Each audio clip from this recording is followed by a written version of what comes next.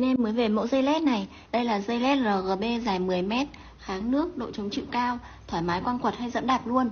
Ngoài ra đèn có thể hẹn giờ bật tắt, 16 triệu màu và rất nhiều chế độ nháy tùy chỉnh từ xa qua điều khiển hoặc dùng app trên điện thoại. Có thể nháy đèn theo nhạc hay là cảm ứng theo giọng nói.